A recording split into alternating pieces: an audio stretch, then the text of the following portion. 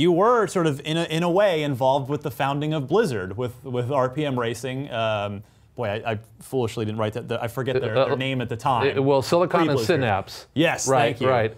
So yeah, how do you end up meeting up with those guys and working on doing the game together? Well, so I knew them. I mean, at the time, of course, there was no internet, and so we were kids basically, and we would get a game and we would trade software, right? I mean, that was the thing back then. You didn't even. The store had very few things. We make copies, right, which you can't do today, or weren't supposed to do anyway. But we were, you know, that's how I knew those guys.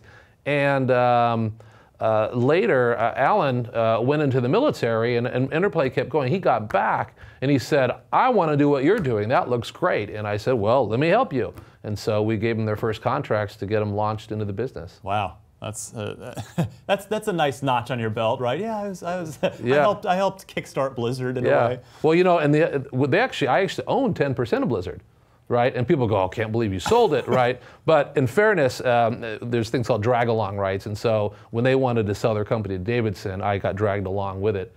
Even though I wouldn't have stopped it anyway, I wouldn't have said, you know, I'm going to hang on and mess up the deal, right? I would never do that. So, but you know, imagine if they said no, please keep it. You know, wow. Okay, yeah. but it wasn't an option of mine. But yeah, no, they were. I always like, I like to think I have a good eye for talent, right? I sort of that is what you're known for. Part of my job is to know a good idea when I hear it and know good talent when I meet them.